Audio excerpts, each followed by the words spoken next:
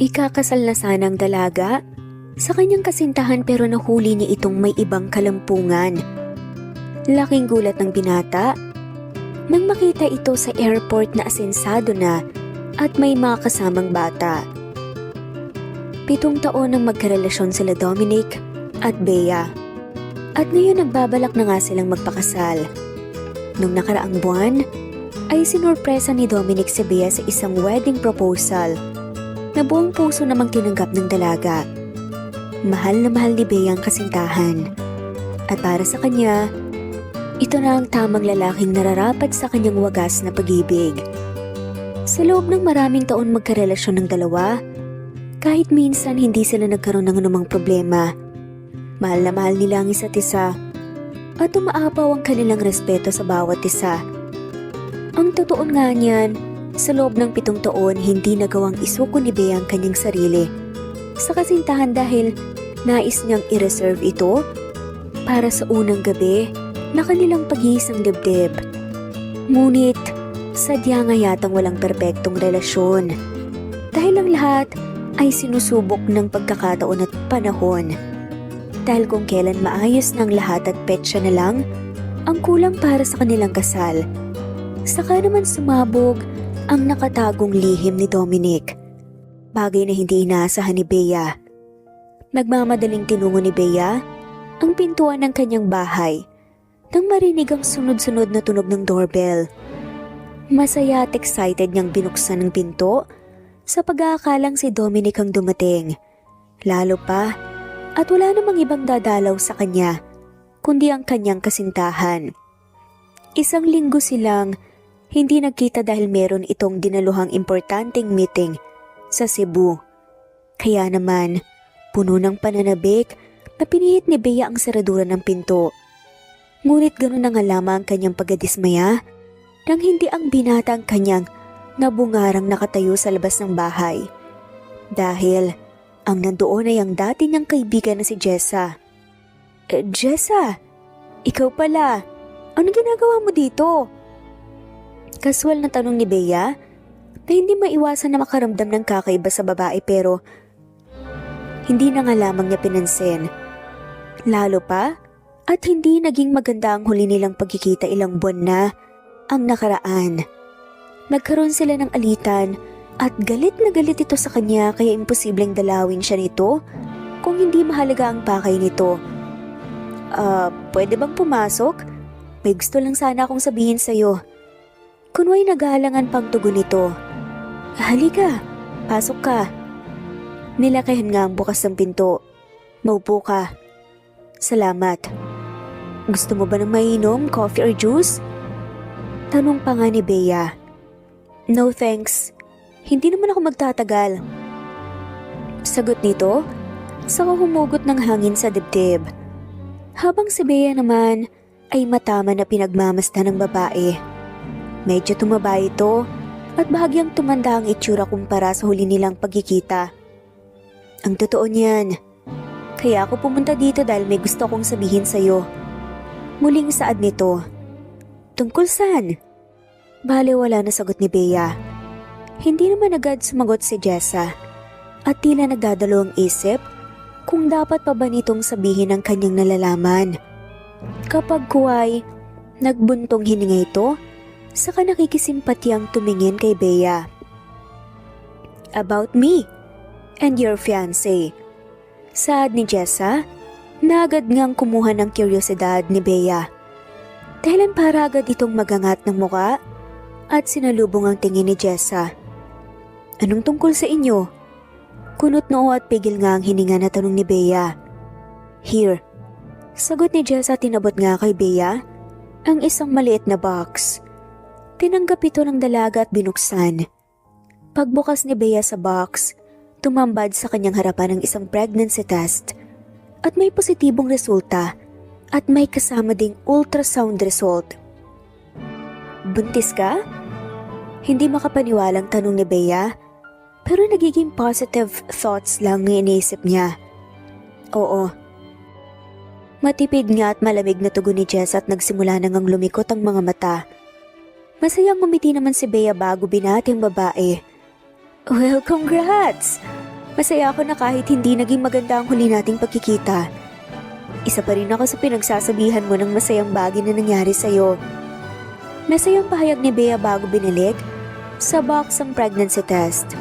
At sinarado ito at saka sinuli nga kay Jessa.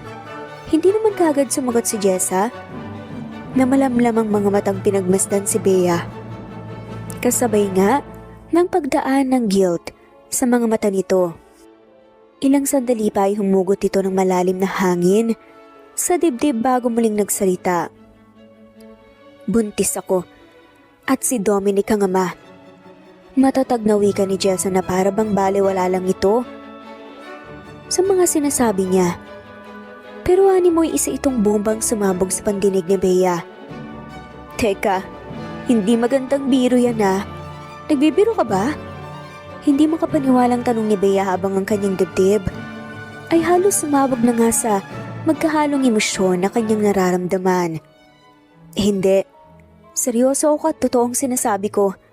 Bakit hindi mo tawagan si Dominic ngayon para malaman mong totoo? Nung isang araw pa siya narito sa Manila at nung isang araw pa kami magkasama sa kondo niya. Sagot ni Jessa na lalong nagdulot ng sakit sa puso ni Bea. Ang akala niya ay nasa Cebuong lalaki kaya hindi nito sinasagot ang kanyang mga tawag. Alam na ba niya to? Kahit nasasaktan ay tanong at pang-uusisa pa rin ni Bea. Of course. Last month pa niya nalaman. Hindi ko nga alam kung bakit natatakot siyang sabihin sa'yo. Matari pa nga nasagot nga ni Jessa sa kahinimas nga ang impes nitong puson. Bigla ang pagdali ng hindi matatawarang sakit sa puso ni Bea nang marinig ang mga sinabi ni Jessa. Paano ito nagawa ni Dominic sa kanya? Ang tagal na nilang magkarelasyon at ang lahat ng pagmamahal at pag-unawa na meron siya ay binigay niya lahat sa lalaki. Pero sa kabila ng sakit na nararamdaman, tumayo ng tuwid si Bea sa kamatapang na nagsalita. Hindi totoo yan. Hindi totoo ang mga sinasabi mo. Galit at naiinggit ka lang sa akin kaya gumawa ka ng kwento. Umiiyak at galit nga na saad ni Bea. Bakit hindi mo siya tanungin? Para malaman mo na nagsasabi ako ng totoo. Itanong mo sa kanya kung nasaan siya ngayon. Nakangiting utos nga ni Jessa. Sandaling natigilan si Bea at hindi maproseso nang tama sa kanyang isipan ang mga sinabi ni Jessa. Alam niya at nararamdaman niyang mahal na mahal siya ni Dominic kahit pa nga may mga pagkukulang siya sa kanilang relasyon. Alam ni Bea na hindi siya kayang lokohin ni Dominic, lalo na ang ipagpalit nga siya sa isang babaeng katulad nito. Nang hindi na nga nagsalita si Bea, nasisihan itong pinagmasdan ni Jessa bago ito nagpaalam. By the way, I have to go. Nasa sayo kung maniniwala ka sa akin o hindi. At nasa sayo rin kung nagpapakatanga ka pa rin sa kabila ng mga nalaman mo. Sana lang matauhan ka na hindi naging loyal sa'yo si Dominic kaya niloko ka niya. Matari na saad nga ni Jessa bago naglakad palapit sa pinto. Umalis ka na. At wag ka nang magpapakita pa sa akin kahit kailan. Galit na galit nga na sigaw ni Bea. Fine. Goodbye. I hope this time matauhan ka na at tanggapin mo na lang na hindi talaga kayo para sa isa't isa. Nangasar pa nga na saad ni Jessa bago tuluyang lumabas. Layas. Galit na sigaw naman ni Bea at malakas na sinara ang pinto.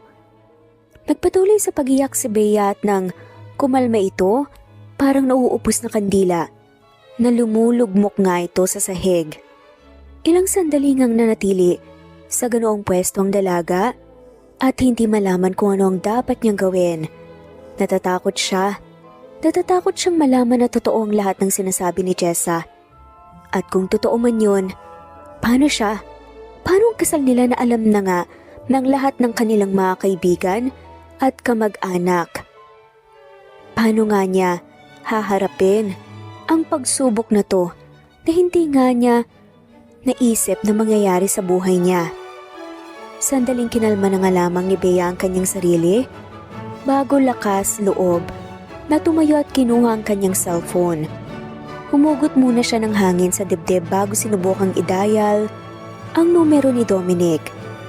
Hindi naman nabigo si Bea dahil agad niyang narinig ang ring ng kabilang linya. Pero sa halip na matuwa, kirot sa kanyang puso ang agad nararamdaman ng dalaga. Kung ganun, totoo ngang narito na nga sa Manila ang binata pero hindi siya nagawang tawagan. Pigil hininga na hinintay nga ni Bea na sagutin ni Dominic ang tawag at halos malagutan ito ng hininga nang sa wakas ay narinig ang boses ng binata sa kabilang linya. Hello, hon? Masiglang saad pa nga ni Dominic. Kalalabas lang nito ng banyo at kasalukuyang inaayos ang towel na nakatapis sa bewang niya. Hon, where are you?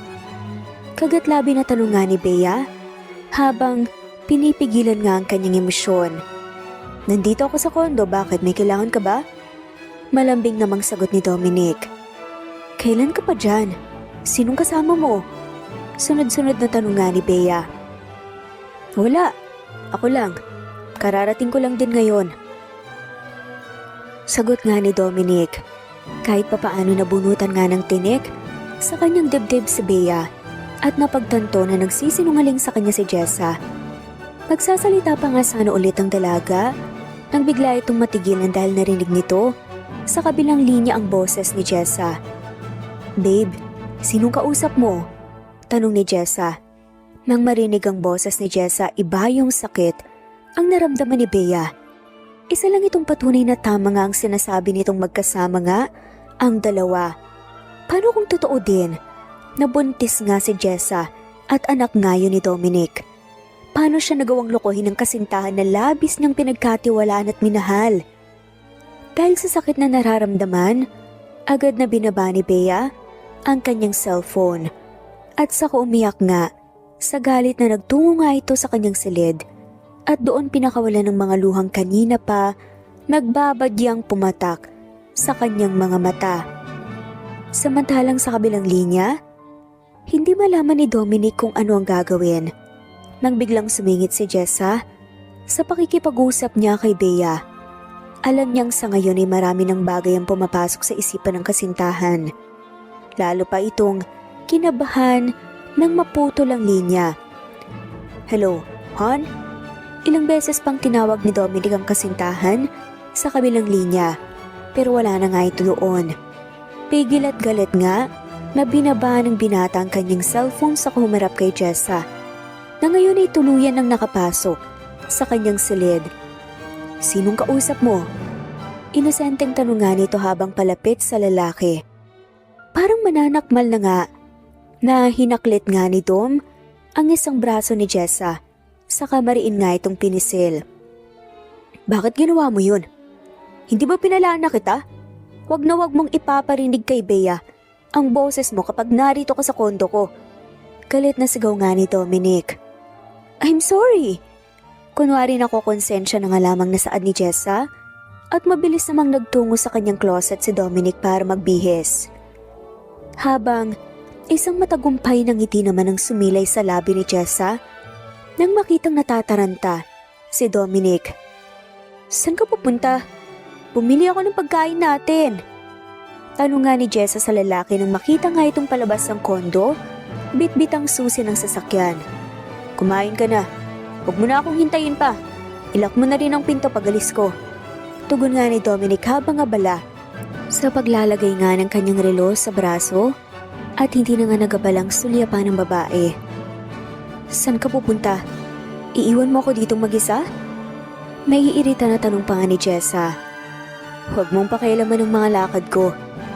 Pinatira kita dito dahil libre pero hindi ibig sabihin nun may karapatan ka ng pakialaman ako. Galit na sagot nga sa kanya ni Dominic. Dominic, buntis ako. Wala ka man lang bang nararamdaman pag-aalala para sa amin ng anak natin? Naiiyak na tanong nga ni Jessa. Aakuin ko lang na anak ko ang batang yan kapag lumabas na ang resulta ng DNA test. Nagtatagis nga ang bagang na tugon nga ni Dominic. Sa kawalang lingon likod na lumabas nga ng kondo. Naiwan namang umiiyak sa galit si Jessa. At nang nasiguro nga nitong nakaalis na nga si Dominic, nagtungo ito sa kinaroroonan ng ref at kumuha ng isang bote ng alak Saka walang pagdadalawang isip na tinungga nito ang laman nun. Samantali lang sandali lang ay nasa labas na nga ng bahay ni Bea si Dominic. Nagmamadali itong lumapit at kinalampag nga ito. "Hon, please open the door. We need to talk." Nakikiusap nga na sigaw ni Dominic sa labas ng bahay ni Bea. Ilang minuto nang nakalipas pero nanatili pa rin sa labas ng bahay si Dominic at walang sawa na nagmamakaawa kay Bea na pagbuksan siya. Nang hindi na nga nakatiis si Bea, lumabas na nga rin ito sa kanyang silid at binuksan ng pinto. "Anong ginagawa mo rito? Umalis ka na. Wala na tayong dapat pag-usapan pa." Galit na bungad nga ni Bea sa lalaki. "Please, ayusin natin to. Hayaan mo sana ako magpaliwanag." Pakiusap nga ni Dominic. "Umalis ka na. Hindi ko kayang ipagpatuloy ang relasyon natin sa kabila ng panloloko na ginawa mo sa akin. May nangyari sa inyo ni Jessa? At binuntis mo pa talaga siya?" Umiiyak sa galit na sigaw nga ni Bea sa mukha nito. "Alam mo na?" Tigagal nga na bulalas nga ni Dominic. "Oo, at ang kapal ng mga mukha ninyo na magpakita pa sa akin pagkatapos niyo akong lokohin." Umiiyak na sagot nga ni Bea. "Han, nagkakamali ka ng iniisip sa akin. Hindi ganun ang nangyari. Pakinggan mo muna ako." Pakiusap nga ni Dominic na kulang na nga lamang ilumuhod sa lupa. "Sige, magsalita ka. Makikinig ako." Seryosong tugon ni Bea. Hindi naman kagad nagsalita si Dominic. Nananatiling nakatitig lamang sa kasintahan at waring inaarok nga kung ano ang laman ng isip nga nito. Lumipas ang mahabang sandali at nang makitang seryoso nga si Bea, saka palang nagsalita si Dominic. "Lasing ako noon at wala akong matandaan sa mga nangyari. Nagising na lang ako, nakatabi ko si Jessa sa kama. Akala ko baliwala lang sa kanyang lahat pero nagkamali ako dahil pagkalipas ang 2 buwan ay muli siyang nagpakita sa akin at sinabing nabuntis ko siya. Please, maniwala ka. Hindi kita kayang pagtaksilan. Mahal na mahal kita." Umiiyak na paliwanag nga ni Dominic at tangkang lalapitan nga si Bea pero mabilis itong umiwas. "Umalis ka na. Ayoko nang makita ka pa ulit. Mula ngayon tapos na tayo. Kalimutan mo na ako at kalilimutan na rin kita." Kalit na saad nga ni Bea bago malakas na sinarado ang pinto. Nang maisara ang pintuan ng hihina nga, ni sinandal ni Bea ang kanyang likod dito at pinakawalan ang kanyang impet na pagiyak. Isa lang ang maliwanag sa kanya ngayon. Niloko siya ni Dominic. "Bea, please, mag-usap naman tayo." Malakas na sigaw nga ni Dominic sa labas pero hindi na nga ito pinakinggan pa ng dalaga pero patuloy pa rin ito sa pagmamakaawa kay Bea pero tuluyan ng nagbibingi-bingihan ng dalaga. At kahit mainit na nga ang sikat ng araw, sa labas ng pinto ay nanatili pa rin doon si Dominic.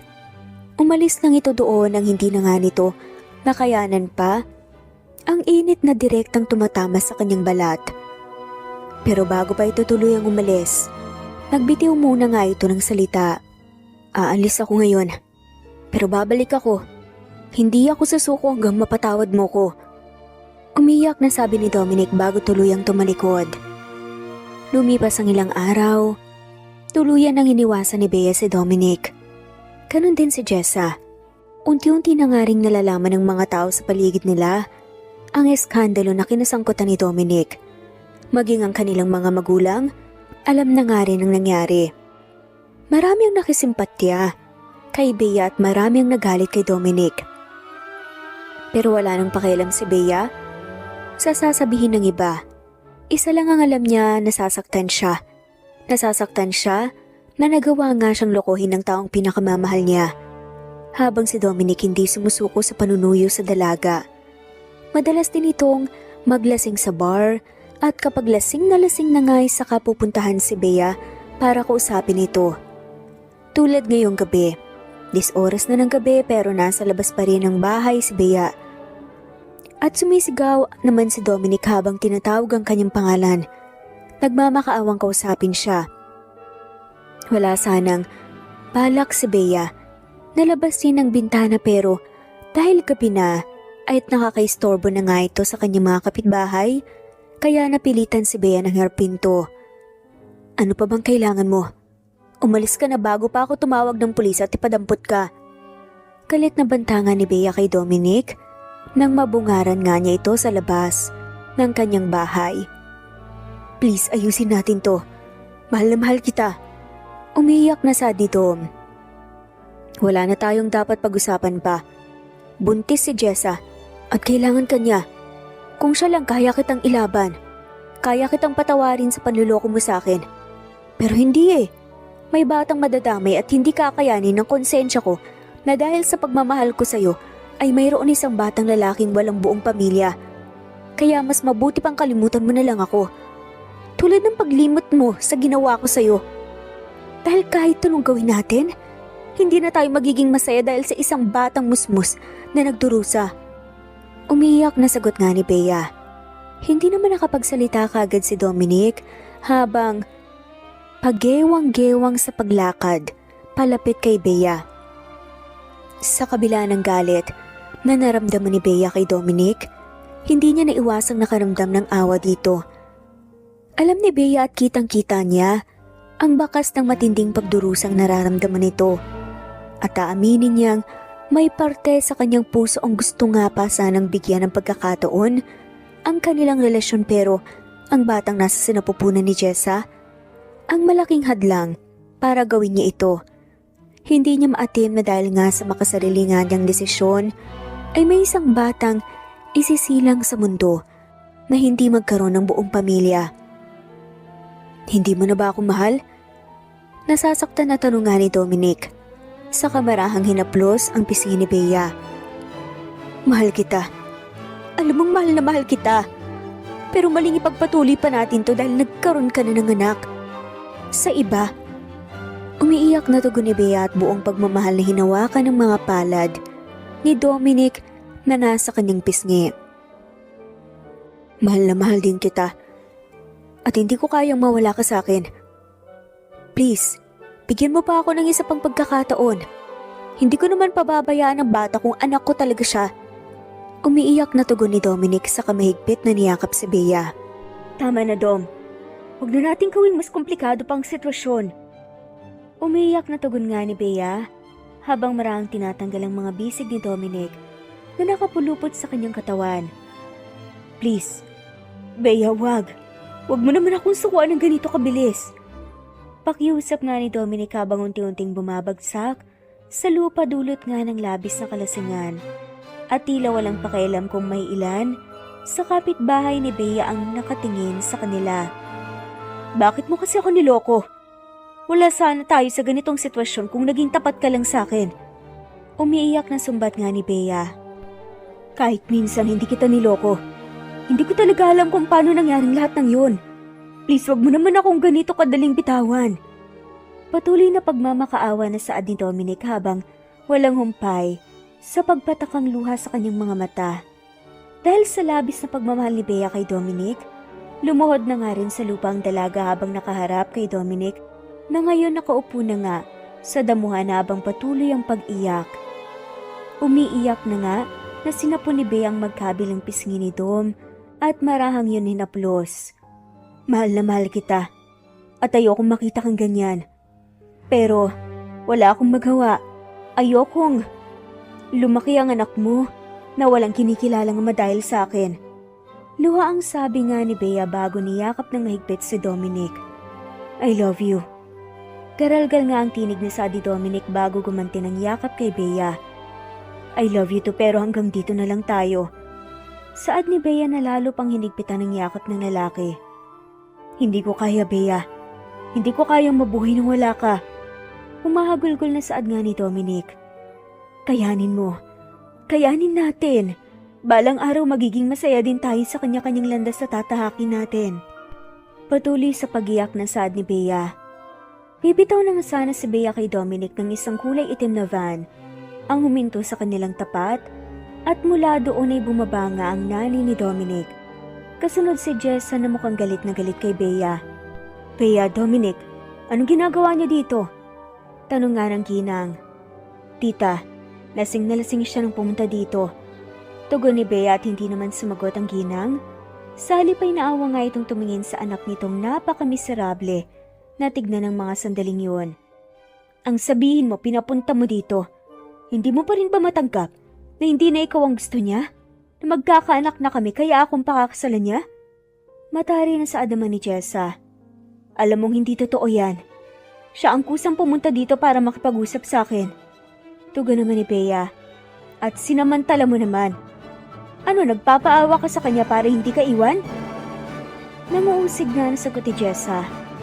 Dahil sa narinig ay hindi na nga napigilan ni Bea ang kanyang galit at mabilis na tumayo at sa kagalit na hinarap si Jessa.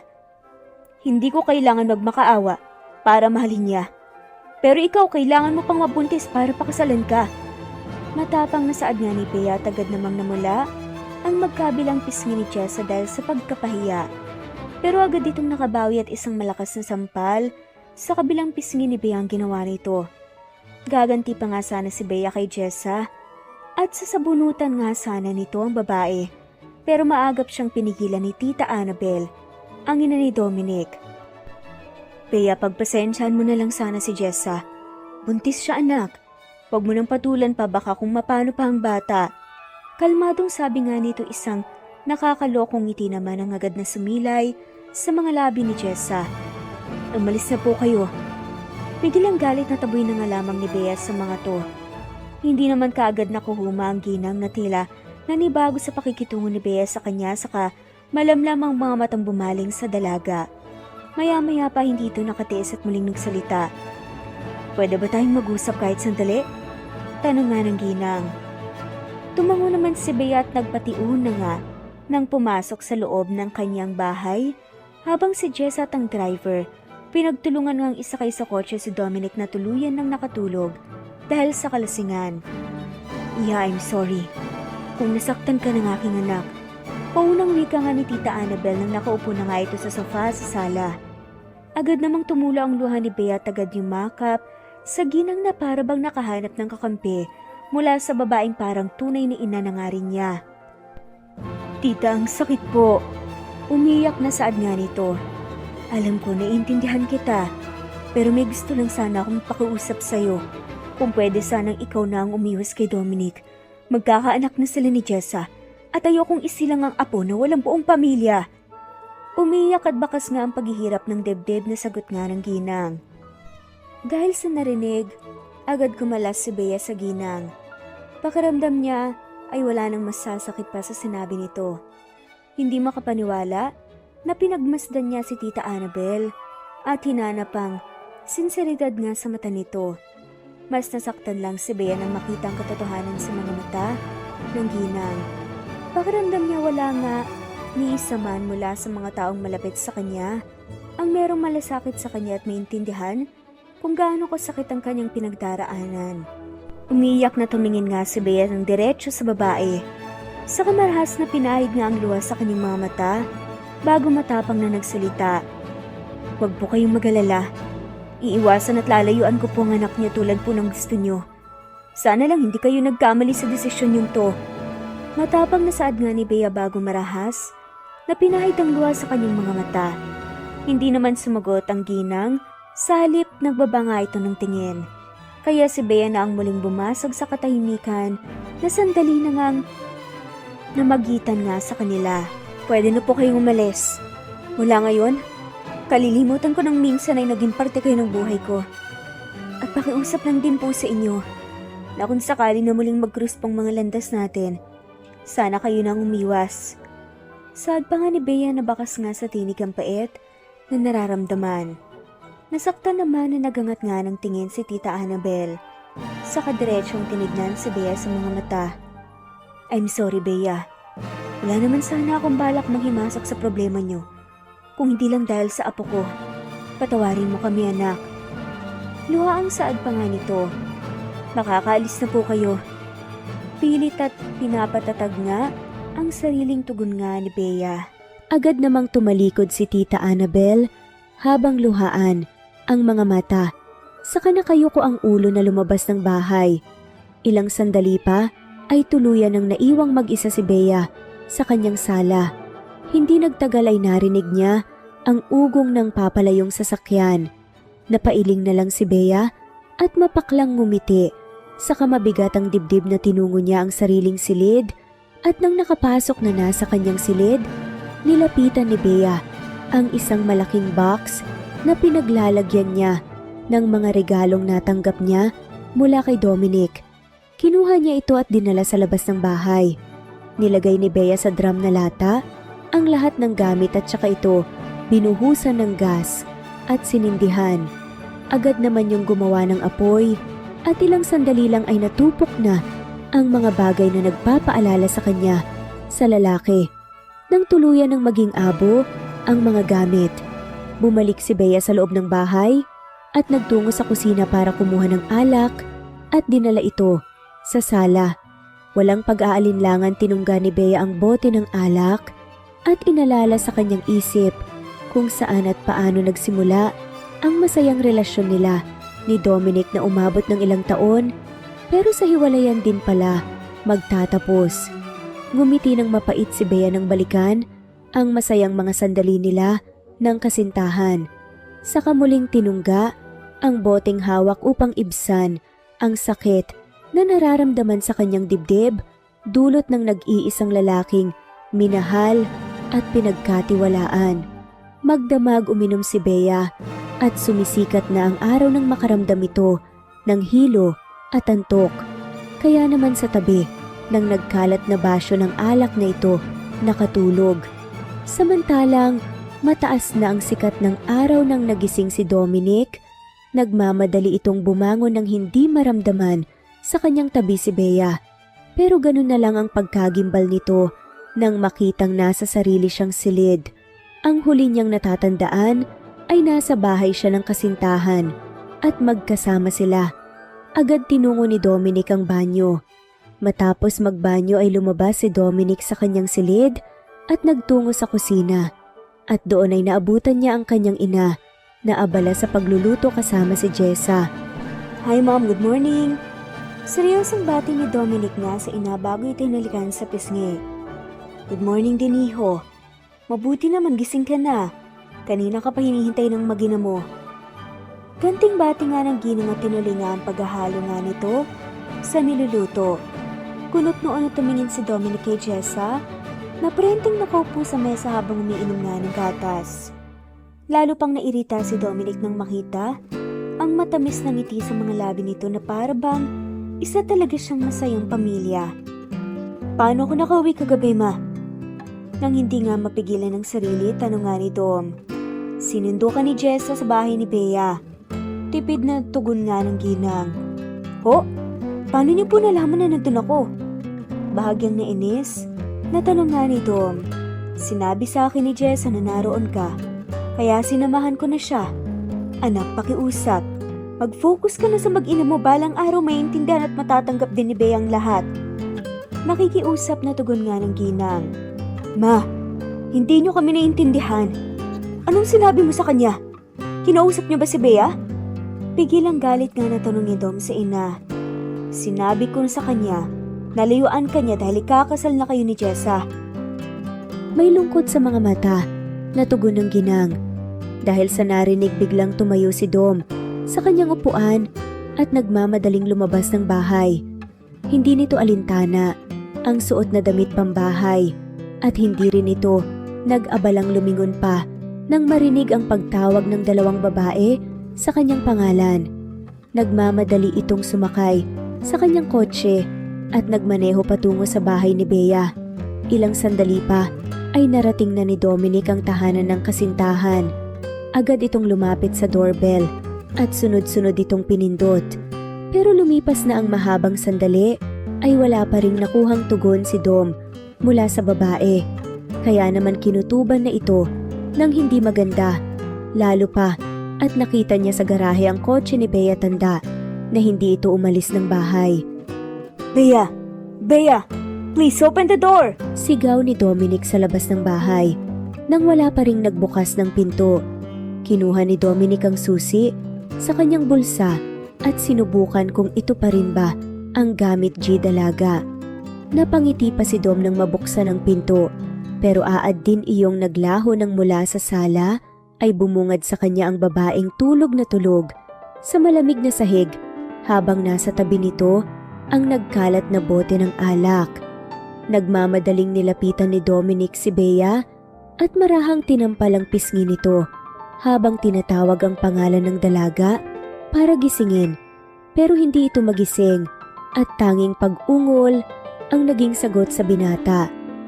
Basang-basa ito sa magkahalong suka at pawis, kaya naman marahan na itong binuhat ni Dominic para ilipat sa sofa at doon linisan. Matapos linisan si Bea, aalis na sana si Dominic para kumuha ng damit, pamalit nito nang bigla siya nitong yakapin ng mahigpit habang umiiyak. "Dom, please, wag mo kong iwan," saad ni Bea habang mayroong bahagyang luha sa mga mata. Para namang nilamukos ng kamay na bakalang puso ni Dominic nang marinig ang nakikiusap na tinig ng babae. Umiiyak na ginantihan ni Dominic ang mahigpit na yakap ng dalaga, pero isang maling hakbang ang kanyang ginawa dahil mas naging mapusok si Bea. Mariin siya nitong hinalikan sa mga labi at nagsimula na ring maging malikot ang mga kamay nito, bagay na hindi na nagawa pang labanan ni Dominic dahil sa matinding pangungulila niya sa dalaga. At sa kabila ng matarik na sikat ng araw, tuluyan ang may nangyari sa kanila. Pagkatapos ng kanilang pagniniig, muling nakatulog ng mahimbing si Bea habang si Dominic ay masayang nagtungo sa kusina upang maghanda ng pagkain na pagsasaluhan nila ng dalaga mamaya kapag nagising na ito. Pasado 1:00 na ng hapon nang magising si Bea. Agad nitong nasapo ang noo nang sumigid ang kirot sa kanyang ulo. Tatayo na sana ito nang muli itong bumalik sa sofa ng maramdaman ang magkahalong kirot at hapdi sa kaibuturan ng kanyang katawan. Sandaling natigilan si Bea nang makita ang kanyang katawan na walang anumang saplot. Takot na takot niyang hinila ang cover ng sofa at ibinalot ito sa kanyang hubad na katawan. Nasa ganoong tagpo ang dalaga nang biglang lumabas mula sa kusina si Dominic. "Mabuti naman at gising ka na. Tamang-tama, tapos ko nang initin ng pagkain. Halika, kumain na tayo." Bungad nga ni Dominic sa dalaga at hindi naman kagad nakakilos si Bea at mantamang tinignan ng binata. "Kumusta ang pakiramdam mo? Ayos ka lang ba?" Nag-aalalang tanong pa nga nito. Samantalang pakiramdam ni Bea ay pinagsakluban siya ng langit at lupa nang napagtantong hindi isang panaginip lang ang mga naganap kanina. Patunay ang kahubdan ni Dominic ngayon sa kanyang harapan na tanging boxer lang ang suot. Sa kabila ng pag-aalinlangan at takot na nararamdaman, hindi na iwasan ni Bea na makaramdam ng saya sa kanyang puso na muling makita at makasama ang kasinatahan. At parang isang napakalaking karangalan na rin para sa dalaga na ibigay ang kanyang sarili sa nag-iisang lalaking minahal. Ngunit ang kasiyahan nararamdaman ng dalaga ay agad ding naglaho ng maalala ang napag-usapan nila ng ina nito, kasabay ang muling pagbangon ng puot sa kanyang puso. "Anong ginagawa mo rito?" Kalmadong tanong nga ni Bea. "Hon, mag-usap tayo." Tugon nga ni Dom. "Umalis ka na. Wala na tayong dapat pag-usapan pa." Kalmado pa rin ang tinig na tugon nga ni Bea. "Bea, please. Pag-usapan natin ang namagitan sa atin." Buong mapagpakumbaba nga na saad ni Dom. "Wala na tayong dapat pag-usapan pa. Umalis ka na at kalimutan mong namamagitan sa atin at ituring mo na itong isang malaking pagkakamali." Saad pa nga ni Bea na parang patalim na humiwa nga sa puso ni Dom. Hindi agad nakasagot si Dominic, pero mababa ka sa mukha nito ang labis na sakit at galit para sa dalaga. Umiiling na sinalubong nga ni Dominic ang mga mata ni Bea na hindi kababakasan ng anumang emosyon. "Yan ba talaga ang gusto mo? Sige, mabuti pa nga siguro na tapusin na natin ang relasyon natin. Ang hirap. Pagod na akong mag-isang lumaban para sa ating dalawa. Hindi ko akalain na ang bilis pala para sa'yo na bitawan ako. na hindi mo pinakinggan ang mga paliwanag ko. Minsan tinatanong ko rin ang sarili ko kung minahal mo ba talaga ako. Kung oo, siguro ipinaglaban mo ko. Huwag kang mag-alala, ayusin ko ang buhay ko, itatama ko ang mga mali ko. At tutuparin ko ang mga pangarap ko na hindi na ikaw ang kasama ko. Bubuin ko ang pamilyang minsan nating pinangarap pero hindi na ikaw ang kasama ko. Nakakapagod kang mahalin. Mahabang sabi pa nga ni Dominic habang luwaan ang mga mata na nakatingin kay Bea. Nang hindi sumagot si Bea, ay tumalikod na rin si Dominic at tuluyan ng lumabas ng bahay. Nang nakaalis na si Dom, ay saka pa lang ni Bea nagawang pakawala ng sakit na nararamdaman. Malakas itong humagulgol ng iyak, saka sumalampak sa sofa. Lumipas ang 1 buwan na walang paramdam si Dom kay Bea, habang si Bea naman ay pinipilit ng kalimutan ng sakit na dinulot ng binata sa kanyang puso. Hanggang isang araw, paglabas ni Bea sa kanyang bahay, ay may natisod siyang sobre. Agad itong yumuko at pinulot ito. Walang sinayang na sandali si Bea na agad binuksan ng sobre at tumambad sa kanya ang laman nitong invitation para sa kasal ni Dominic at Jessa. Muling naramdaman ni Bea ang pamilyar na sakit. Nang sumapit ang araw ng kasal ng dalawa, lakas loob na pumunta si Bea sa simbahan na pagdarausan ng kasal. Tiniis nito ang sakit na nararamdaman. Makita lang ang lalaking minamahal. Alam ni Bea na ito na ang huling pagkakataon na masusulyapan niya si Dominic habang ito isa pang ganap na binata. Pagpasok pa lang ni Bea sa loob ng simbahan, nakuha na niya ang tingin ng ilang bisitang naroon. Ang ilan sa mga ito ay nakikisimpatyang tumingin sa kanya habang ang ilan naman ay nagtaas ng kilay. Besya, anong ginagawa mo dito? Bigil ang mga luha sa mga matang tanong ni Kate kay Bea. Nang lapitan nito ang dalaga, isa ito sa mga common friends nila nito. Gusto ko lang siyang makita. Sa huling sandaling malaya pa siya. Umiiyak na tugon ni Bea. Walang salitang niyakap ni Kate si Bea habang umiiyak. Bago pa man matapos ang seremonya sa simbahan, nagmamadali ng tumalikod si Bea at tuluyan ng lumabas ng pinto habang hilam sa luha ang mga mata. Maingat itong sumakay sa kanyang kotse at nang maayos nang nakaupo sa driver's seat, ay marahan nitong hinaplos ang puso nito. Baon ng masayang ngiti sa mukha ni Dom habang isinasagawa ang kasal. Ng mga ito ay nagsimula ng mag-drive si Bea at tuluyan ng nilisan ng lugar. Mabilis na lumipas ang panahon. 6 years later, paglipad ng eroplano sa paliparan mula sa Canada, maingat na bumaba nga ng eroplano si Bea habang hawak nga sa magkabila niyang kamay ang dalawang batang lalaki na meron parehong muka. Mommy, gaano po katagal pong mag-stay dito? Tanong nga ni Dendro sa ina. 1 week lang, honey.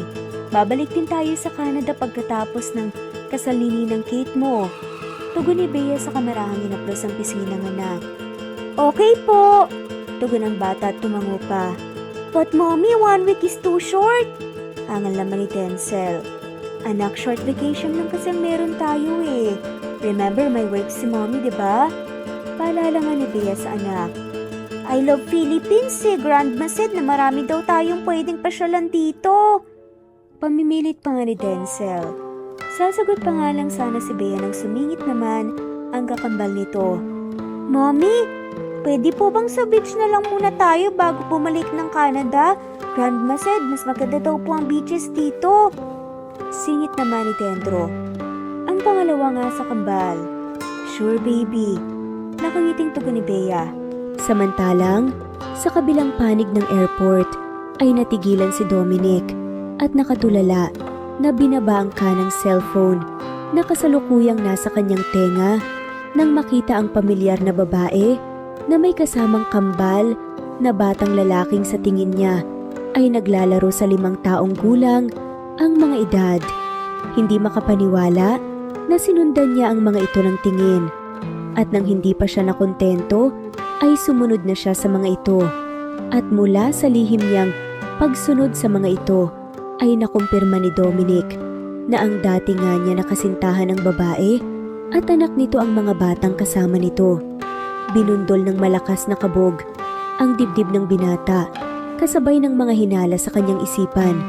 Kinuha niya ang kanyang cellphone at tinawagan ng isa sa kanyang mga tauhan na nasa labas ng airport. Matapos ang maikli nilang pag-uusap ng kanyang tauhan, isang makahulugang ngiti ang sumilay sa mga labi ni Dominic at isang makahulugang tingin ang binigay sa babaeng walang kaalam. Alam na nasa malapit lang siya. Habang sa labas ng airport ay nakatayo si Bea at hinihintay ang pagdating ng Grab na binuok niya. Katabi niya ang kanyang mga anak na masayang nagkukulitan. Napakunot-noo pa si Bea nang makita ang isang kulay itim na kotse na pumarada sa kanilang harapan.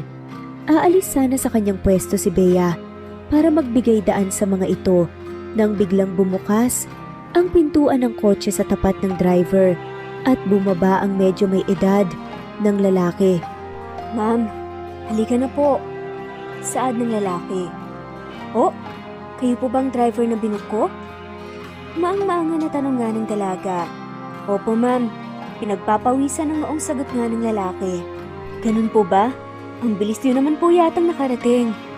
Saad ni Bea at inalalayan ng kanyang mga anak na sumakay sa kotse. Hindi na nag-abala pang mag-usisa si Bea. Sa halip ay nagpasalamat pa ito dahil mabilis nakarating ang driver dahil kanina pa niya gustong magpahinga. Ilang sandali pa ay sakay na ang mag-iina ng kotse na mabilis nang umalis sa airport. Pipikit na sana si Bea para ipahinga ang kanyang mga mata nang makita nitong iba ang daang tinatahak nila. Manong, mali ata ang daan na tinatahak natin. Hindi po ito ang daan patungo sa address na binigay ko. Reklamo ni Bea. Ilang sandaling naghintay si Bea ng sagot mula sa lalaki pero hindi ito nagsalita ng kahit ano. Sa halip ay mas binilisan pa nito ang pagpapatakbo sa sasakyan. Hindi naman niya magawang lapitan ito dahil nakahilig sa kanyang katawan ang dalawa at ayaw naman niyang magising ang mga ito kung magpapanik siya dahil baka mas lalo lang silang mapahamak. Manong, ano ba? Saan mo ba kami dadalhin? Sa kabila ng takot na nararamdaman ay mariing tanong nga ni Bea. Pasensya na po ma'am, napagutusan lang. Sagot ng lalaki. Ano? Ano ibig mong sabihin? Sinong nagutos sa'yo? Sunod-sunod na tanong nga ni Bea na hindi maiiwasan na hindi magpanik. Mabuti na nga lamang at tulog na tulog nga ang kanyang mga anak, kaya hindi nagising sa kanyang malakas na boses. Malalaman niyo rin po mamaya, sagot ang driver. Naiiyak na nga lamang na niyakap ni Bea ang kambal. Sa tagal ng panahong hindi nga siya bumalik sa bansa, mukhang kapahamakan pa yata ang naghihintay sa kanya ngayon. Huwag po kayong mag-alala ma'am. Mabait naman po si sir, wala naman po siyang gagawing masama sa inyo. Saad ng driver pero hindi ito pinakinggan ni Bea. Sa halip ay sinubukan nga nitong makiusap sa lalaki. Manong please, ihinto niyo na po ang sasakyan, bababa na po kami. Pakiusap nga, nautos nga ni Bea. Naku ma'am, ako pong malalagot kay sir pag ginawa ko po yun, pasensya na po talaga kayo ha. Sagot ng driver na patuloy sa kanyang pagmamaneho. Nang makitang malabo siyang pagbigyan ng driver, tumahimik na si Bea at mahigpit na niyakap ang kanyang mga anak. Ilang sandali pa ay huminto na ang kotse sa tapat ng isang malaking bahay na mayroong mataas na gate. Maya-maya pa ay lumabas ang isang guard at binuksan ng malaki ang gate. Ilang sandali pa ay nasa loob na sila ng bakuran at nakaharap sa bahay na naghuhumiyaw sa karangyaan. Anong ginagawa natin dito? Bakit dito mo kami dinala? Natatakot na tanong nga ni Bea. Malalaman niyo rin po mamaya ma'am. Sagot ang driver bago mababa ng sasakyan. Dahil sa takot masinigpitan pa nga ni Bea ang yakap sa kanyang mga natutulog na anak dahilan para magising ang kambal. Mommy, what's wrong? Pupungas-pungas sa tanong pa nga ni Drento. Wala anak. Naluluha ang mata naman na tugon nga ni Bea bago umayos ng upo habang ang kambal. Tuluyan ang umupo sa tuwid nga at luminga sa paligid. Wow, Mommy, is this your house? Puno ng pagkamanghanga na tanong ni Denzel habang nililibot ang mga mata sa paligid. Sasagot na nga lamang sana si Bea pero bumalik na ang driver ng sasakyan at binuksan ang pintuan sa kanilang kinaroroonan. Ma'am, pwede na daw po kayong lumabas. Pagbibigay alam ng lalaki. Agad namang tumikwas ang kilay nga ni Bea at matari na humarap dito. Sino ba yung amo mo, ha? Ang kapal naman ang mukha niya. Nainis na saad nga ng dalaga. Mommy, ano po bang nangyayari? Nalilitong tanong ni Dendro habang si Denzel naman ay tahimik lamang at matamang nagmamasid sa paligid. Wala anak, nagkamali lang kasi si Manong ng address na pinagdalhan sa atin. Sagot ni Bea pagkatapos tanggalin ng bara sa kanyang lalamunan. Ibig po bang sabihin hindi natin bahay to? Dismayado na tanong nga ni Dendro bago malungkot na binalik nga ang mga mata sa labas ng bintana. Oo anak, malungkot nga na tugon nga ni Bea. Akala ko ganito kaganda ang bahay natin. Malungkot na sagot nga ng bata. Dendro, ano ka ba? Huwag ka nga malungkot dyan. Nag-aalala na nga si Mommy sa sitwasyon. Tapos yung bahay pang nasa isip mo. Malay mo, mas maganda pa dyan yung bahay natin. Saway naman ni Denzel sa kapatid, tumahimik na nga lamang si Dendro at hindi na nga ulit nagsalita pa. Nang tumapos na nga si Bea, sasabantahan nga ng kambal. Tama na, huwag kayong mag-alala. Hindi man yan ganyan kaganda ang bahay natin pero sinisigurado ko sa inyong maganda rin yun. At tiyak mag-enjoy kayo. Nakangiting saad ni Bea sa kamarahang hinaplos ang pisngilang kambal. Mamali na po kayo, bumaba na po kayo. Singit ang driver at nilakhan nga ang bukas ng pinto. Kikilos na nga sana pababa. Si Bea, nang matalim nga ito, natinignan. Teka Manong, hindi ba? Nagkamali ka ng address na pinagdalan sa amin? Bakit kailangan pa namin bumaba? Mas mabuti pa po sigurong ihatid nyo na lang kami sa bahay namin. Matapang nga na wika nga ng isa sa mga kambal. Gusto kayong makita ng boss ko, huwag kayong mag-alala. Dahil ihahatid ko din kayo mamaya. Sagot ng driver. Boss mo? Ibig pong sabihin hindi ka nagkamali sa pinagdalan mo sa amin? Kinidnap mo kami? Walang paligoy-ligoy na tanong nga ni Dendro. Hindi ka agad nakasagot ang driver at kumakamot na nga lamang ang ulong hinarap ang makukulit na kambal. Parang ganun na nga. Halina nga kayo, wag na kayong marami pang tanong-tanong. At wag kayong mag-alala, mabait naman ang boss ko. Kapag kuway saad ng driver. Hindi siya mabait. Dahil kung mabait siya, hindi niya kami ipapakidnap sa'yo. Galit na sabi ni Denzel. Hindi na sumagot ang driver. Kaya kinuha na ni Bea ang kamay ng kambal at inalalayan ng mga itong bumaba ng sasakyan. Makalipas ang ilang sandali, ay nasa loob na sila ng bahay. Napakaganda at napakalaki ng sala nito na kung susukatin ay mas malaki pa sa kabuuan ng buong bahay ni Bea. At hindi rin ito mukhang isang ordinaryong bahay lang. Kung tutuusin, ay pwede na itong tawaging mansyon. Maiwan ko na po kayo, pababa na si boss. Saad ng driver, matapos ibaba ang mga maleta ni Bea. Hindi sumagot si Bea habang ang kambal ay matapang na sinundan ng tingin ang papalayong lalaki. Habang hinihintay ang pagdating ng taong nagpadukot sa kanila, pinili ni Bea na abalahin ang kanyang sarili sa pagmamasid sa lugar.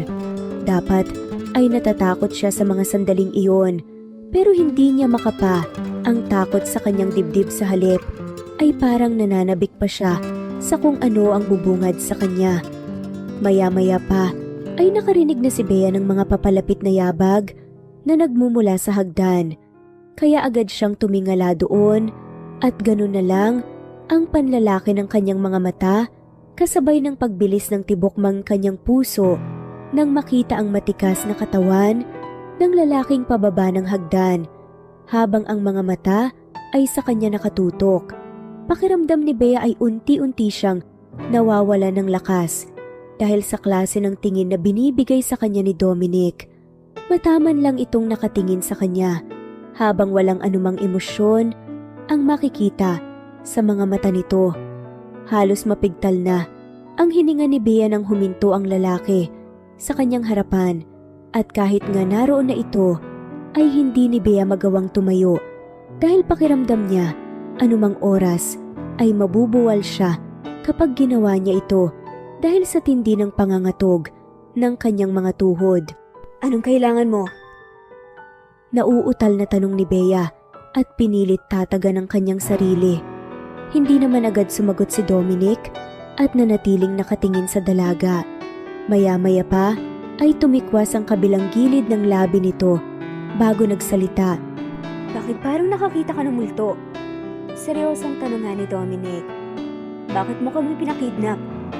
Naiinis na tanong nga ni Bea pero hindi ito sinagot ni Dominic. Kamusta ang biyahe niyo?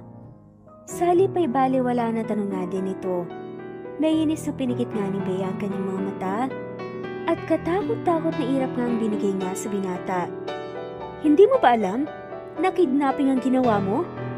Naiinis na saad nga ni Bea. Isang nakakalokong ngiti naman ang naging tugon nito sa kanya. Kidnapping ha? Well, hindi naman siguro masama kung ipakidnap ko ang mag-ina ko. Mayabang na wika nga nito habang may kung anong naglalaro sa isip. Halos takasan naman ang kulay ang mukha ni Bea nang marinig ang sinabi nito. Hindi ko alam kung anong sinasabi mo. Aalis na kami ng mga anak ko.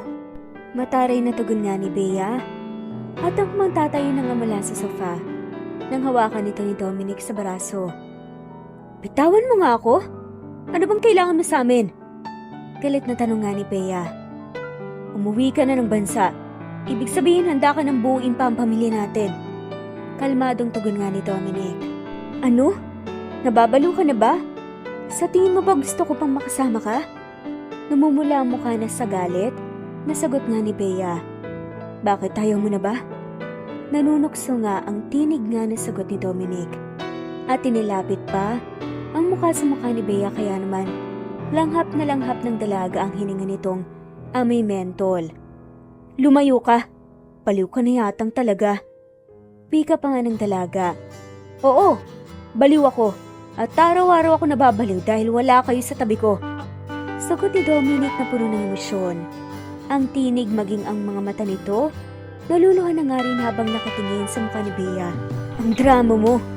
Pwede ba? Pabayaan mo na kaming mag-iina. Nabuhay naman kami nang wala ka. Nainis na sad nga ni Bea. Napailing na nga lamang si Dominic upang itago ang sakit na sandaling dumaan sa kanyang mga mata. Hindi ako nagdadrama. Sadyang hindi mo lang alam kung ano ang mga pinagdaanan ko. Simula nang iwanan mo ko dahil mas pinili mong tumakas kaysa lumaban. Masama ang loob na saad ni Dominic. Agad namang nakaramdam ng awa si Bea para sa dating kasintahan. Siguro nga ay naging duwag siya dahil mas pinili niyang bigyan ng buong pamilya ang batang nasa sinapupunan ni Jessa kaysa buuin ang pamilya. Pinangarap nila ni Dominic. Ginawa ko lang sa tingin kong dapat kong ginawa. Mahina ang tinig nga na sa Bea, sapat lang para marinig ni Dominic. Mapait namang ngumiti si Dominic. Kasabay ang paglatay nga ng sakit sa mukha nito. Dahil sa ginawa mo, lalong naging miserable ang buhay ko. May galit sa tinig na sagot ni Dominic. Sandaling natigilan si Bea, pero agad ding nakabawi ng naisip na marahil ay labag talaga sa kalooban nito ang ginawang pagpapakasal kay Jessa. Kahit pa nga hindi iyon ang nakita niya sa mukha nito sa mismong araw ng kasal ng mga ito. Hindi ko na kasalanan kung naging miserable ang buhay mo. Nagkamali ka kaya dapat lang panindigan mo ang pagkakamali na nagawa mo. Kalmado ang tinig na tugon nga ni Bea. Nagkunwaring hindi siya apektado. Tumawa ng mapakla si Dominic bago muling nagsalita. Kaya ba nilay mo sa akin mga anak ko? May hinanakit nga na tanong nito. Kinuha ko lang kung anong makabubuti para sa lahat. Tugon naman ni Bea. Hinayaan kita noon at hindi hinabol dahil alam kong may mga anak tayo. Pinilit kong wag lumapit sa'yo at magkasya na nga lamang sa pagmamasid sa inyo mula sa malayo. Pero ngayon narito na kayo. Hindi ko hahayaang magkahiwa-hiwalay tayo. Buo ang tinig na sad ni Dominic. Anong pinagsasasabi mo? Balak mo pa kaming gawing second family? Excuse me, may maayos at disenteng buhay kami ng mana ko sa Canada. Singhal ni Bea sa lalaki. Sinong nagsabi sa yung second family ko lang kayo? Kayo ang one and original family ko. Nakangiting sad ni Dominic. Muli namang natigilan si Bea sa sinabi ng lalaki. Paano naging sila ng original family nito? Kitang-kita ng dalawa niyang mata nang kinasalang mga sa simbahan. Ano bang pinagsasasabi mo? Hindi kita maintindihan. Naiinis na sad nga ni Bea. Hindi agad sumagot si Dominic sa halip na pangiti lang ito na naglakad palapit kay Bea at tinawid ang kanilang pagitan sa maingat na kinuwang magkabilang panga ng dalaga. Ipaintindi ko sa iyo lahat. Handa ka ba makinig? Masuyong tanong ni Dominic na lalong nagdulot ng kakaibang pakiramdam kay Bea. Bago tumango, ay sinilip muna ni Bea ang kanyang mga anak at nang makitang abala pa rin ang mga ito sa paglalaro kasama ang dalawang babaeng sa tingin niya ay kasambahay, ay saka pa lang siya sumang-ayon dito. Wala namang sinayang na sandali si Dominic at kinuha agad ang isang kamay ni Bea at iginiya ito patungo sa kanyang library na katabi lang din ng sala. Nang nasa loob na sila ng library, inalalayan ni Dominic ang dalaga na umupo sa harapan ng kanyang kinauupuan at doon ay masinsinan silang nag-usap. Pinakasalan ko si Jessa dahil yun ang gusto mong gawin ko. Akala ko, sa papamagitan nun, papapatawad mo ko at makakalimutan kita. Ginawa kong lahat, sinubukan kong maging mabuting asawa sa kanya. Para sa aming anak kahit hirap na ako sa bawat umaga. Nagising akong siya ang kasama ko.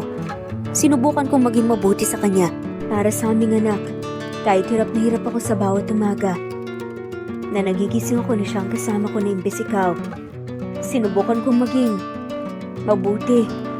But one day I found out na hindi pala siya totoong buntis.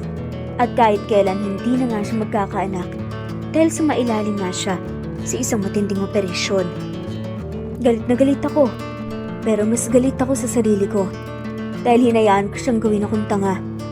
Pinagmukha niya akong tanga. Pinaglaruan niya tayo. Pero nang nalaman kong may cancer siya at bilang na lang ang araw niya sa mundo, natutunan ko siyang patawarin. Umiiyak nga na pahayag ni Dominic. Maging si Bea hindi maiwasan ang lumuha dahil sa labis na pagkahabag sa kasintahan. Noon ko pa dapat kayo sinundo pero hindi ko ginawa dahil sa takot kong baka ipagtabuyan mo lang ako. Patuloy sa pagiyak na sad nga nito at doon nalaman ni Bea na mahigit 1 taon na rin pala nitong sinusubaybayan sila sa Canada. Bakit hindi mo ako tawagan para kausapin? Tanong ni Bea habang nagpapahid nga ng luha sa kanyang pisngi. Natatakot ako. Alam kong sobra kitang nasaktan. Kaya nang araw na malaman kong hindi totoong buntis si Jessa at peke lang ang lahat ng pinakita niya sa akin, ginawa kong lahat para malaman kung nasaan ka. Pero, hirap mong hanapin. Kinakailangan ko pang magmakaawa kay Kate para sabihin kung nasan ka. Pero umabot pa rin sa ilang taon bago niya sinabi sa akin. Wala naman akong magawa dahil walang mahanap na impormasyon ng mga tauhan ko.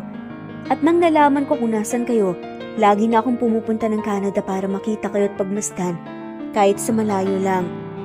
Sagot ni Dominic. Nahabag na pinahid nga ni Bea ang mga luha sa pisngi ng binata. I'm sorry. Hindi ko alam na ganun pala ang pinagdaanan mo. Umiiyak na wika ni Bea bago mahigpit na niyakap si Dominic. Wala kang kasalanan. Ako ang may kasalanan kung bakit nangyari ang lahat ng yun. Kung hindi lang sana ako lumapit kay Jessa noon, hindi nangyari lahat ng to. Kaya wag kang humingi ng tawad sa akin. Umiiyak na saad nga ni Dominic bago kinantihan ng mahigpit nga niyakap ng dalaga. May kasalanan din ako sa mga nangyari. Sana hindi kita pinagtulakang pakasalan ng babaeng yun. Umiiyak sa inis na wika naman ni Bea.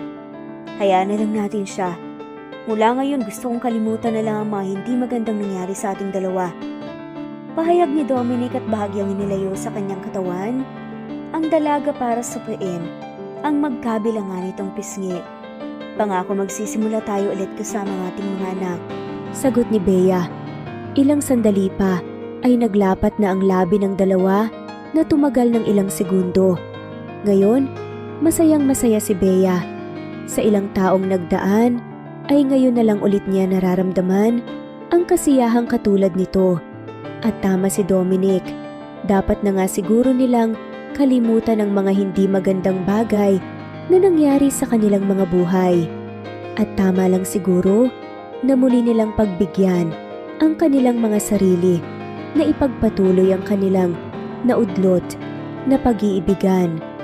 Matapos ang pag-uusap ng dalawa ay tuluyan ang nagkaroon ng linaw sa kanilang mga bagay-bagay. Maya-maya pa ay magkahawak kamay na silang lumabas ng silid at nagtungo sa sala kung saan nila iniwan ang kambal. Mommy, where have you been?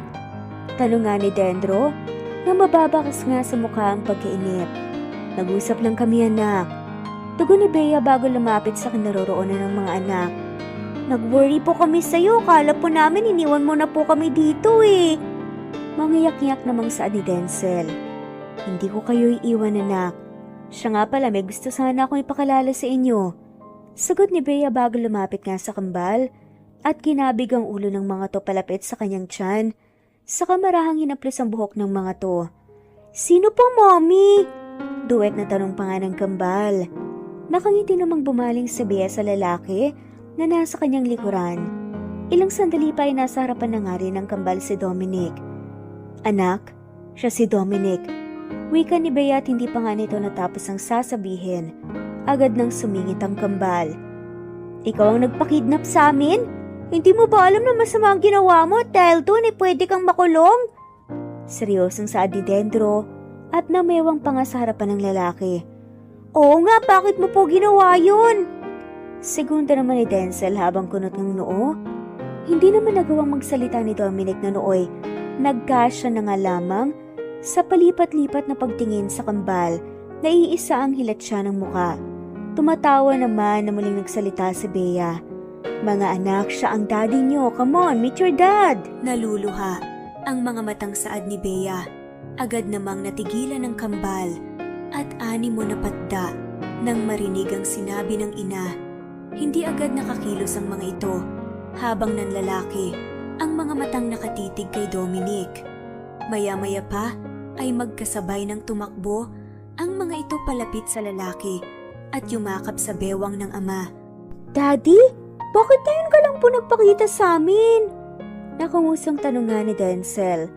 Oo nga po, ang tagal ka po namin gustong makita. Susog naman ni Dendro. Sorry mga anak, naging busy si Daddy, hayaan niyo mula ngayon. Hindi na tayo maghihiwalay. Tugon ni Dominic na bagaman, may luha sa mga mata ay nakangiti naman. Habang si Bea ay hindi maiiwasan maiyak sa tagpo na kanyang nasaksihan. Kung sana ay noon pa niya nalaman ang totoo disin, sana'y hindi naranasan ng kanyang mga anak ang mangulila ng labis sa kanilang ama. Promise po? Sabayang bigkas ng kambal. Promise, pero syempre, nakadepende pa rin yan sa mommy nyo kung papayag siyang dito na kayo tumira sa bahay ko. Nakangiting sabi ni Dominic habang nanunugso ang tingin na binigay kay Bea. Wala nang nagawa pa si Bea kundi irapan ng lalaki. Alam niyang sinasadya nitong kunin ng pagkakataong yun para hindi siya makatanggi. Mommy, please! Pakiusap nga ng kambal sa ina. May magagawa pa ba ako? Kunway dismayado na sagot nga ni Bea. Yay! Mommy, come here! Masayang saad nga ni Dendro. Hindi pa man umaalis sa kanyang pwesto si Bea. Lumapit na nga si Denzel para kunin ang isa nitong kamay at iginiya nga palapit sa kinaroroonan ni Dominic at Dendro. Group hug! Masayang sigaw pa nga ng kambal. Masaya at mahigpit namang nagyakap ang mag-anak. Pero hindi nakaligtas ang dating magkasintahan sa panunukso ng makulit na kambal. Mommy, Daddy, kiss po! Nanunukso nga na sigaw nga ni Denzel. Kumalas nga ang mga ito sa magulang. Kiss po kayo sa lips! Sigaw naman ni Dendro. Nakilig habang pinagmamasdan ang kanilang mga magulang na hanggang ngayon ay mahigpit pa ring magkayakap. Agad namang namula ang pisngi ni Bea nang marinig ang sinasabi ng mga anak. Lalayo na sana siya kay Dominic nang mas lalo pa nitong hinigpitan ang yakap sa kanya. Sabay pang sigaw ng kambal na mukhang kilig na kilig sa dalawa. Wala nang nagawa pa si Bea kundi ipikit ang kanyang mga mata nang makita ang unti-unting paglapit ng mga labi ni Dominic sa kanyang mukha. Ilang sandali pa ay tuluyan ng lumapat ang mga labi ni Dominic sa malambot na labi ni Bea. Noong una, nanunukso ang labi ni Dominic, pero maya-maya pa ay naging maalab na ang paraan ng paghalik nito na punong-puno ng pagmamahal at pananabik. Sandaling tumagal ang kanilang paghahalikan, wala pa sanang balak maghiwalay ang dalawa, kundi lang dahil sa hiyawan at palakpakan ng kambal na tuwang-tuwa. Yay! Masayang sigaw ng kambal habang kilig na kilig. Ayos ba, Daddy? Masayang tanong ni Dendro habang nanunukso ang mga matang ipinukol sa ina. Sasagot pa lang sana si Dominic, pero maagap itong kinurot ni Bea sa tagiliran para pigilan. Kaya naman, nakangiwi itong nag-thumbs up sa kambal. Ngayon mas naiintindihan ni Bea kung saan naman ng kambal ang pagiging pilyo at makulit ng mga ito. Lumipas ang ilang araw, at mula ng araw na tumuntong sila Bea sa bahay ni Dominic, hanggang ngayon ay naroon pa rin sila dahil na rin sa kagustuhan ng kambal na makasama ang kanilang ama. At ngayong araw, ang araw na napag-usapan nila ni Kate na magkikita sila. Matapos ayusin ang kanyang sarili, kinuha ni Bea ang kanyang bag at lumabas na sa kanyang silid. Saan ka pupunta? Bungad nga na tanong nga ni Dominic nang naabutan nga ito ni Bea sa sala. Magkikita kami ngayon ni Kate. Gusto ko siyang sorpresahin mula kasi nung dumating kami dito, hindi ko pa siya natatawagan eh. Nakaliting sagot nga ni Bea. Teka, bakit nakabihis ka? May lakad ka ba? Nagtataka na tanong nga ng dalaga nang makitang nakabihis din ng lalaki. Ready na po kami! Masiglang wika naman ni Dendro. Nakababa nga lang ng hagdan habang nasa likuran nga ang isang kasambahay at inaalalayan si Denzel. Saan kayo pupunta?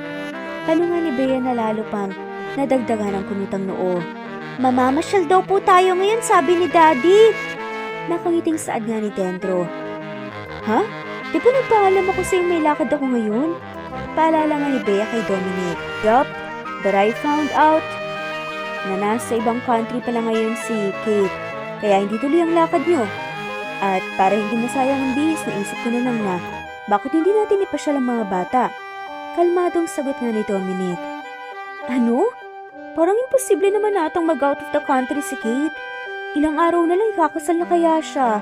Sigurado akong abalan sila ngayon para sa pag-aanda sa kanilang kasal. Naguguluhan na saad nga ni Bea. Okay, you can call her para malaman mong totoo. Saad ni Dominic bago tumalikod kay Bea at lumapit nga sa kambal. Agad namang kinuha ni Bea ang kanyang cellphone at sinulan nga ng i-dial ang kaibigan sa messenger. Pagkatapos ng ilang pag-ring ay may sumagot nga sa kabilang linya. Hello Kate, where are you? Gusto ko sanang dalawin ka sa office mo. Bungad nga ni Bea sa kaibigan at bahagya pang nilingon si Dominic na nooy naglalarong ngiti nga sa mga labi habang kunwari abala sa pag-aayos ng kwelyo ng damit ng kambal. Bea, I'm sorry, pero wala ako dyan ngayon eh. Tugon ni Kate na bababakas nga sa mukha ang pagkailang. Bakit? Nasaan ka? Hindi ba malapit ang kasal mo? Nag-out of the country ka pa din? Nagugulahan na tanong nga ulit ni Bea. Bea, sorry pero hindi totoo na ikakasal ako. Ang totoo niyan, kakabreak lang namin ng long-time boyfriend ko kaya lumipad ako dito sa UK para makapag-move on. Paliwanag ni Kate. Ano? Eh di ba kaya ka nga umuwi? Nainis nga na saad ni Bea. Sorry pero mas mabuti pang si Dominic na lang tanungin mo. Nahihiyang tugon nga ni Kate. Muli namang bumaling si Bea kay Dominic na nooy seryoso at mag-isa na lang na nakaupo sa sofa. Sasagot pa lang sana si Bea nang muling nagsalita sa Kate para magpaalam. Bea, bye. I need to go. Nasa meeting ako ngayon. Sige na, bye. Paalam na saad ni Kate kasunod ang pagputol ng linya. Naiinis na binaba ni Bea ang kanyang cellphone at binalik ito sa kanyang bag. Saka nakataas ang kilay na humarap kay Dominic. Agad namang nag-iwas ng tingin ng binata. Pero maya-maya lang ay nasa harapan na nito si Bea na ngayon ay nakakrus sa baba ng dibdib ang mga braso saka tumayo sa harapan ng lalaki. Anong ginawa mo, Mr. Dominic Mirajes? Marinaw bawat katagang tanungan ni Bea. Nanatili namang naka-side view ang lalaki at hindi mapigilan ang pagsilay ng matipid na ngiti sa mga labi saka pinaikot nga ang kanyang dila sa mga labi. Dominic Mirajes. Muling tawag nga ni Bea sa lalaki at tumayo naman ito, pumantay sa dalaga. Sorry, ginawa ko lang yun para bumalik ka na dito. Nagsusumamo nga sa mga matang sagot nga ni Dominic. Teka, paano mo napapayag sikit na sabutan pa kayo? Sad nga ni Bea. Alam ko kasi na kung susunduin kita hindi ka rin naman sasama sa akin. Kaya nagmakaawa na lang ako kay Kate na magpanggap na ikakasal na siya at abay kayong mag-ina para bumalik ka na dito. Paliwanag ni Dominic sa kamarahang kinabig nga si Bea palapit sa kanya. Bakit ang judgmental mo? Hindi mo pa nga sinusubukan. Nakangusong sagot ni Bea. Sorry kung naduwag akong sumubok. Nahihiya din kasi akong lapitan kayo dahil wala naman ako sa tabi niyo nung mga panahong kailangan niyo ko. Sagot ni Dominic na mababakas ang labis na kalungkutan sa mga mata at upang pawiin iyon, isang matamis na halik ang ginawa ni Bea sa mga labi nito at ang haik na iyon ang tuluyang bumura sa lahat ng sakit at kalungkutan na naranasan nila sa nakalipas na mga taon. Pagkatapos ng halik na kanilang pinagsaluhan, tinawag na ni Bea ang kanilang mga anak para ipasyal.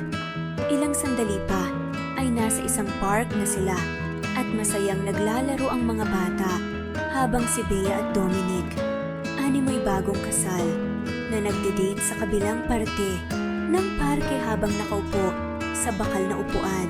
Salamat dahil kahit hindi niyo ako kasama, kinaya mong mag-isang isilang at palakihin ang ating mga anak. Kung alam mo lang sana kung gaano ako ka-proud sa iyo ngayon. Bukod kay mama, ikaw ang pinakamalakas sa babaeng nakilala ko. Buong pagmamahal na sa ni Dominic, habang marahang inaaplos, ang pisi ni Bea na nakahilig niya sa kanyang dibdib. Sus, wala yun. Kahit sino namang babae ganun ang gagawin. Siyempre, kalakasan namin ang mga anak namin. Tugon nga ni Bea. Masayang-masaya lang daw siya. Siyempre kasama ko na kayo. Parang kailan lang pinapanood ko lang kayo mula sa malayo. Nakangiting saad ni Dominic. Teka, ikaw ba yung lalaking madalas magpadala ng bulaklak? Pagkain at laruan sa bahay? Nanlalaki ang mga matang tanong nga ni Bea nang maalala na madalas nga siyang makatanggap ng kung ano-ano mula sa isang estranghero na nagsimula pa nung nakaraang taon. Yes, sayang nga eh. Noon ko lang nalaman kung nasaan kayo. Kung sana'y noon ko pa nalaman, di sana. Nasaksihan ko ang paglaki ng mga anak ko. Sagot ni Dominic. Huwag mo nang isipin yun ang importante. Ay ngayon. Nakangiting tugon ni Bea bago piningot ang tungki ng ilong ni Dominic. Nang mapagod ang mga bata sa paglalaro sa parke, nag-aya na ang mga itong kumain. Kaya naman, sa isang sikat at mamahaling restaurant, sila dinala ni Dominic kung saan ay puro seafood ang hinahain sa mga customer. At dahil parehong paborito nilang mag-anak ang seafood, kaya masaya at magana silang dumulog sa hapag at sinimulan ng kumain habang si Bea at Dominic ay masayang pinagsisilbihan ang kanilang mga anak. Nang matapos silang kumain, ay nagpaalam si Bea na sana siya ng palikuran nang dumating ang isang babaeng kilalang-kilala niya. Bea? Gulat nga nitong saad. Yes? Matay at mababasa nga ang galit. Sa tinig na sagot nga ni Bea. Pwede ba tayong mag-usap kahit sandali lang? Nakikiusap na saad nga ni Jessa. Bakit ba? Nagtagumpay ka na sirain ang relasyon namin ni Dominic, di ba? Kulang pa ba? Dahil sa huli, hindi pa rin ikaw ang panalo? Nang iinsultong sagot ni Bea, hindi niya naiwasang makaramdam ulit ng galit sa dating kaibigan ng sandaling bumalik sa kanya. Ang sakit ng masaksihan niya, ang kasal ng mga ito. Nahihiya naman nagyuko ng ulo si Jessa. Please, gusto ko lang magpaliwanag at humingi ng tawad sa'yo. Kalmado at puno ng pagpapakumbaba na sagot nga ni Jessa. Sige, doon tayo mag-usap. Sagot ni Bea at tinuro nga ang kabilang panig ng restaurant malayo sa kanyang magama at sa iba pang customer. Nang makarating ang dalawa, sa kabilang panig ay agad yan silang umupo sa pandalawang mesa. I'm sorry sa lahat ng kasalanang nagawa ko sa'yo. Paunang saad ni Jessa kasabay nga ng pagtulo ng luha nga niya. Hindi naman umimik si Bea. Sa halip, mataman nitong pinagmamasdan ng babae. Malaki ang ibinagsak ng katawan nito.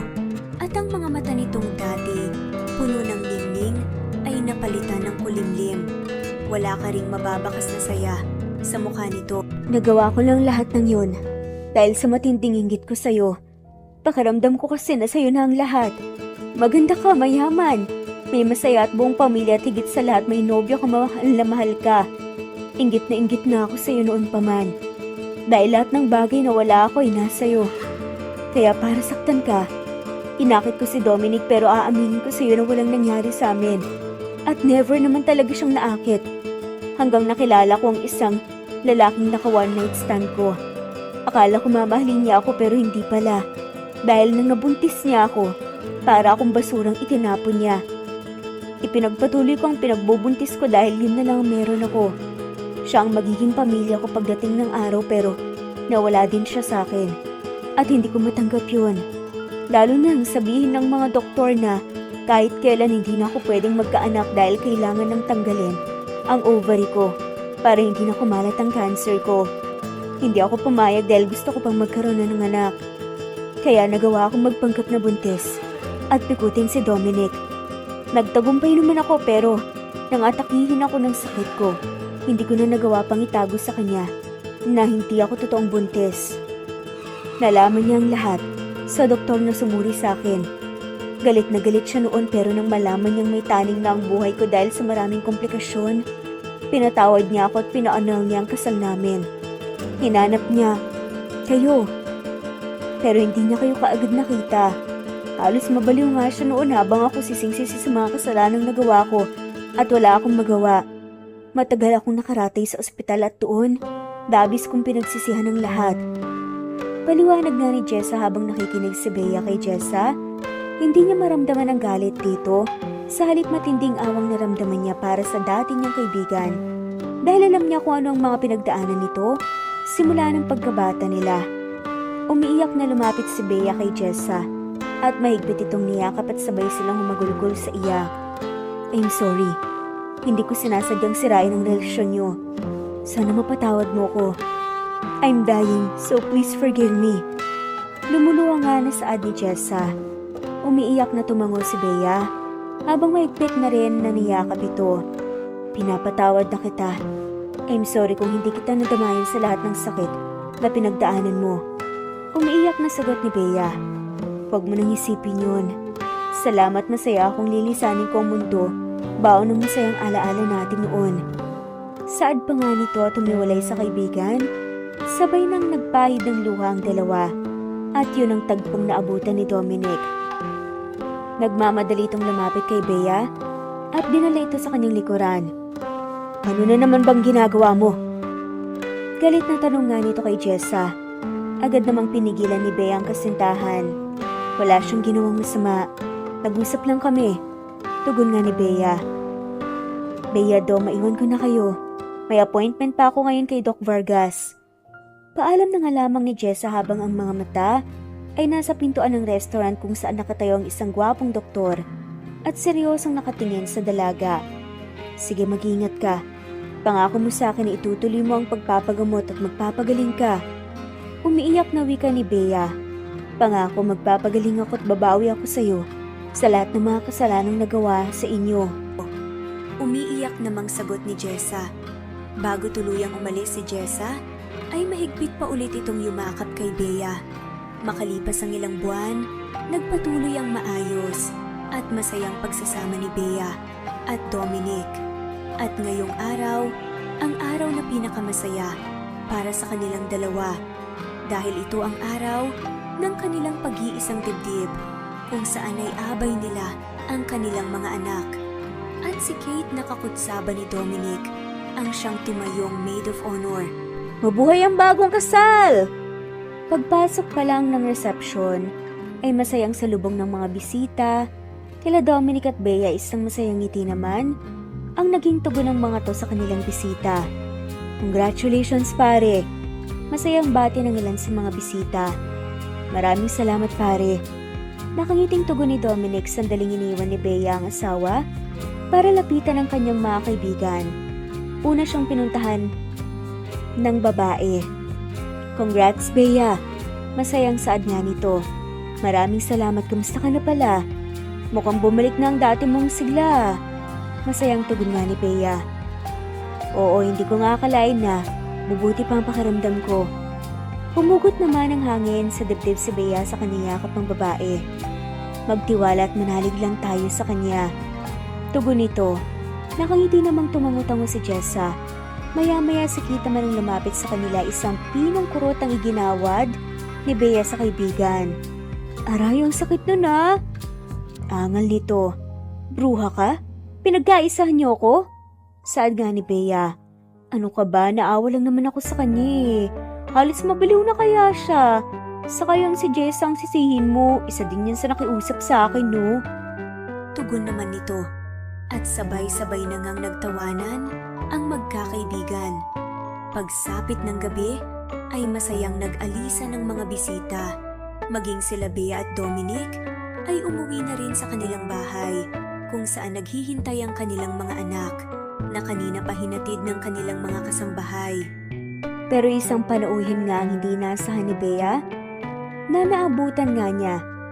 Si Tita Annabel kanina lang ay kasama nila ito sa simbahan at reception. Oma, dumaan na po pala kayo dito. Bungad nga ni Dominic sa ina. Oo, nakipaglaro pa ako sa apo ko. Sagot ng ginang. Naku, mabuti pa sigurong magpahinga na kayo. Tiyak na pinagod na naman kayo ng mga apo nyo. Tugon nga ni Dominic. Hindi naman masyado. Nakangiting sagot nga ng ginang. Siya nga pala, pwede ko bang makausap si Bea sandali? Dagdag na saad pa nga ng ginang. Nagkatingin na naman si Bea at Dominic kapag kuwa'y tumango si Bea. Paano maiwan ko na muna kayo? Pupuntahan ko lang ang kambal. Paalam ni Dom sa dalawa. Sige, mabuti pa nga, tignan mo muna sila. Susunod na lang ako.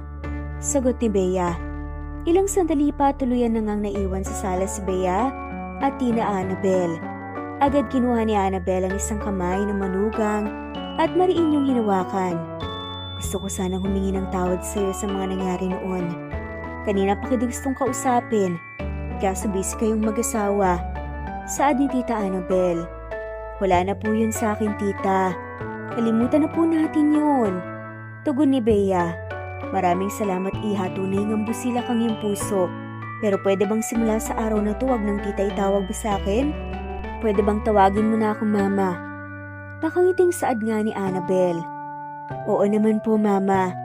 Tugon ni Bea at masaya nga na nagtawanan ng dalawa. Hindi nagtagal, nagpaalam na nga rin ang ginang. Naalis na nga ito, kaya naman natapos din linisin ang kanyang sarili. Nagtungo nga si Bea sa silid ng kambal kung saan naroon din si Dominic. Mommy, congratulations po sa inyo ni Daddy! Masayang wika nga ng kambal. Maraming salamat, anak. Naiiyak na tugon nga ni Bea. Iba pala sa pakiramdam kapag mga anak mo ang bumati sa iyo ng pinaka-espesyal na araw ng buhay mo. Mommy, Daddy, pwede bang kiss po kayo ulit ni Mommy tulad ng kiss niyo po kanina sa church sa harap ni Father? Inosenteng saad nga ni Denzel. Sure anak, no problem. Tugon naman kaagad ni Dominic sa anak. Saka nakangusap pa nga na humarap nga kay Bea. Tumatawa namang tinampal nga ni Bea ang uso nito, saka bumaling sa mga anak. Kayo talaga, puro kayo kalokohan. Saad nito, agad namang inalis nga ang uso ng kambal pero maya-maya pa, mumiti na nga rin ang mga to. Mommy, Daddy, mahal na mahal namin kayo. Wika nga ni Tendro. Kami din anak, mahal na mahal namin kayo. Sagot ni Dominic at mahigpit pang niyakap ang kanyang mag-iina. Masaya namang ginantihan ni Bea ang niyakap ng asawa. At ang araw na ito ang tuluyang nagbubuklod sa kanila bilang isang pamilya. Gaano man kabigat at kasakit ang pagsubok na dumating sa ating buhay, gaano man tayo kainin at durugin ang sakit na to hanggat may puwang sa ating mga pusong pag-unawa at pagpapatawad, makakamtan pa rin natin ang kapayapaan at kaligayahan na inaasam ng mga puso. At dito na nga po nagtatapos ang ating kwento. Maraming salamat po sa lahat ng mga walang sawang sumusubaybay at shout out po sa mga sumusunod.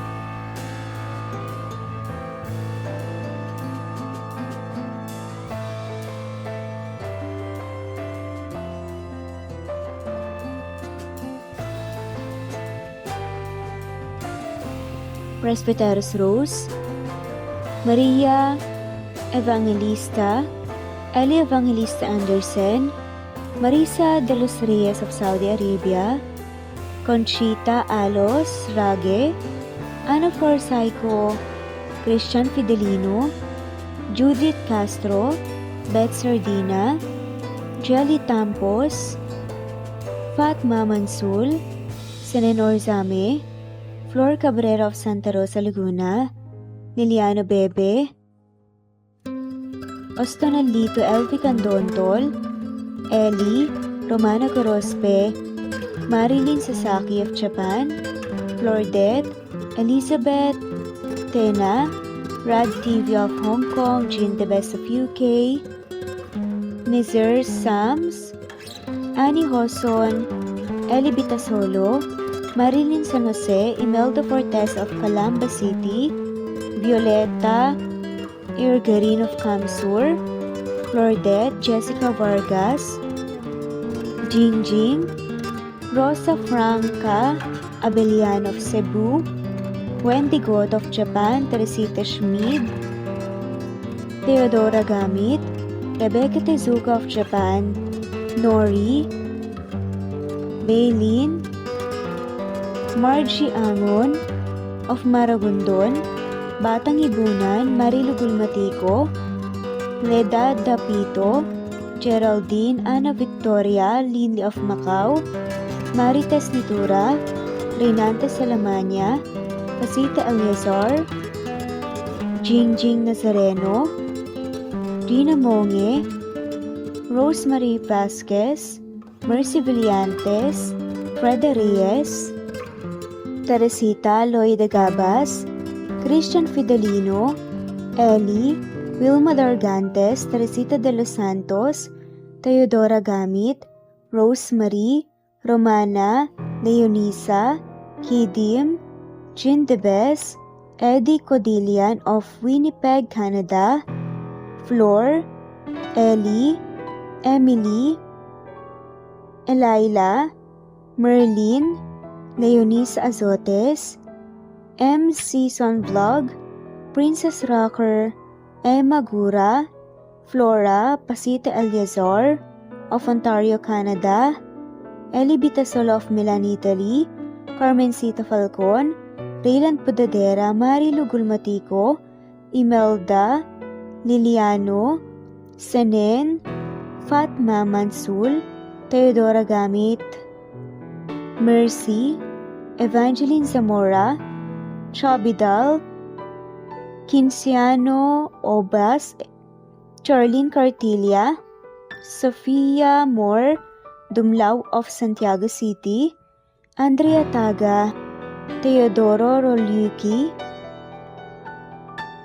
Ligaya Calvo, Maria Teresa Rosendo Corpin, Ida Rojas, Stephanie Arroyo, Kidim, Bonifacio Quinzon, D.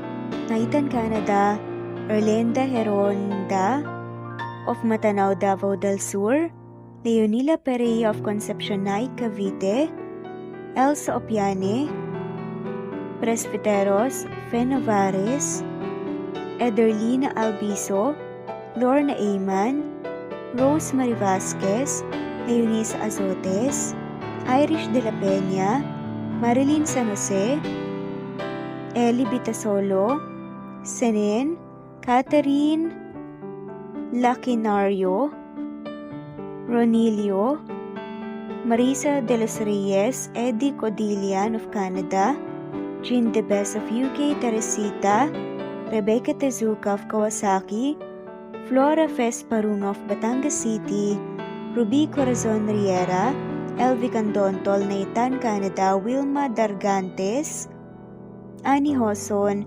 Romana, Flor, Theodora Gamit, Lizer Sams, Emily Borak, Evangeline, Yana Binyon, Kimberly Ann Kempis, Theodora Gamit, Merlilyn Carmen Calunod, Christy Cabrera, Edralina Gatyoan, Nori, Teresita Schmid, Liliano Bebe, Rosalinda, Isidro, Leonora Pandakila, Mary Jean, Malunes, Maria Nita Saltarin, Marlene Bosico, Pasita Eliazar, Celia Harabejo, Lovely Angel, Maria Elena Barosa, Chari Patata, Susan, Melinda Gelit, Gloria Lucas of Poblacion Norte, Liga, Nueva Ecija,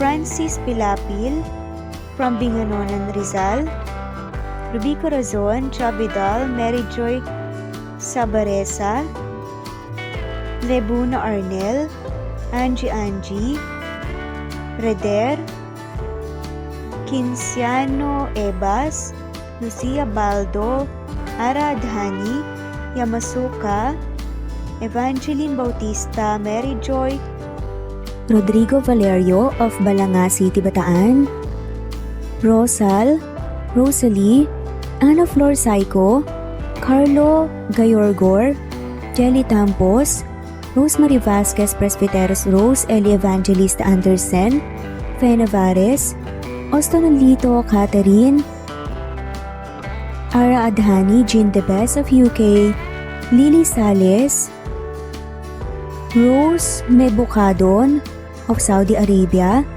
Ellie, Liliano Bebe of Italy, Lily, Loida Gabas, Ellen Cervantes of Malolo City, Bulacan, Evangeline Zamora, Jennifer Odias of Claveria Miss Oriental, Nori, Annalyn Divina Gracia, Merlilyn Linley, Nora Balias of Siargao Island, Meding, Elvi Candontol, Wilma Dargantes, Helen Murillo, Ara Adhani, Carmencita Falcon, Ederlina Albiso, Florence De Leon, Rebecca Tezuka, Annie Hoson, Matea Ejes, Nancy Navarra, Teresita Schmid, Mercedita San Jose of Antipolo City, Princess Rocker, Marilu Gulmatico, Ana Victoria, Imelda Fortes of Calamba City, Jan Lulete, Batang Ibunan, Pinay, Elsa Kimura, Fatima, Eli Ramirez of Caloocan, Liliano, Saida, Flordet, Helen Murillo, Jelly Tampos, Senen Orzame, Elaila, Leonisa Azotes of Bacolod City, Pasita Eliazar, Romano Gorospe, Flor Cabrera of Laguna, Carmencita Falcon, Ronilio, Conchita Alcos, Rosemary Vasquez, Eli Bitasolo of Milan, Italy, Marilyn San Jose, Fe Navares, Annie Hoson, Evangeline Zamora, Imelda Taay, Charlene Cartilia, Julieta Hermosura, Elvi Candontol, Teresita Schmid, Marilyn Sasaki, Christina, Jessica Vargas, Christian Fidelino, Marie Cristal Hilario, Elsa Opiane, Princess Rocker of Riyadh, KSA, Marisa de los Reyes, Merlilyn, Juliet Panlilio, Daisy Blaza, Susan of France, Mercy Villantes, Renalyn Obenza, Wilma Dargantes, Not Green Fox, Carmelita Mendoza, Marilyn Babula, Berry, Liliano Bebe, Presbyteros Rose, Medal Talon, Jane, Lani Pardillo, Marlene Kayanan, Dionisa Azotes, D. Marie Ramos, Araceli Lilio Saria, Miras Channel, Raquel Epe, Gina Tutor, Jane, Hartley, Sunshine Sotalbo, Maricel Cabigon, Merlin Baroza, Gina Marayo, Merlin Rodel Obejero, Hans, Cecilia Comoda, Taha Mi Vlog, Merlin, Kuya Atok, Maria Merly Brogada, Marilu Cabantac, Filipina, Eileen, Mercedita San Jose, Lovina Galang, Lilian, Teresita de Jesus, Monina Aviles, Yula Pedrona, Romana Gorospe, Rosemary Vasquez, Marley Lazaraga, Leonisa Azotes, Jocelyn Tancinco, Estelita Mahia, Ding Lege, Marisa de los Reyes Arroyo, Leia Paul Vinar, Steve the Music, Rain, Presbyteros Rose, Ostonalito, Alex Saani, Matea Estrera, Agustina, Onaba Cogin, Jessica Vargas, Celine, Merlilyn Baroza, Annie Hoson, Elimana Lili, Mercy Villantes, Eli Evangelista Anderson, Eli Bitasolo of Italy, Ann Mariano, Fredelisa de Guzman, Carmencita Falcon, Merlin Bravo, Cecilia Ramos, Evangeline Zamora, Edralina Gatroan, Marites Nitura, Agustina Niceto, Marian, Ann Flor, Lily Roda Barcial, Alma Ebdao, Minda Tandok, Flores, Melinda Sano, Thelma Mora, Juliet Panlilio, Edna, Elvi, Delia, Fenavares, Sally Lariano, London Villas, Danica Selga, Lani Pardillo, Teresita Schmid, Charlie, Nora Bell Evans, Roger, Lloyd Dasalon, Bella, Nelly Ortiz, Mary Rose Carillo Jesusa, Enday Samante, Enday Lebra, Yolanda Tejida, Honey Villasenor, Tessie, Marichan, Ann Mariano, Wilma Guzman, Gabrielio, Lu, Maria Rica Natividad, Nelani Juan, Anita Hernando, Teresita Arevalo,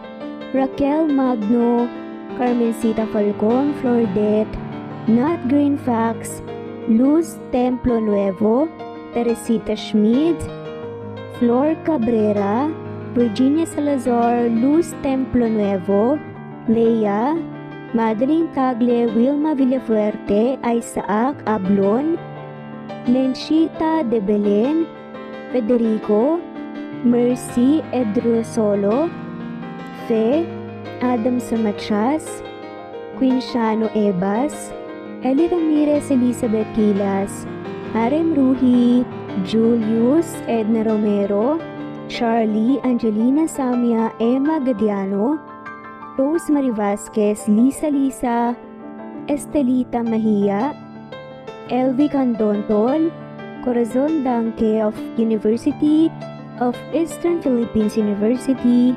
Teresita, Neil Bacolor, Evangeline Zamora, Charlie Jane Clemente, Susan Upaga, Susan Rodrigo, Fred Delisa de Guzman, Juby Hernandez, Helen Murillo, Edarlina Fahil,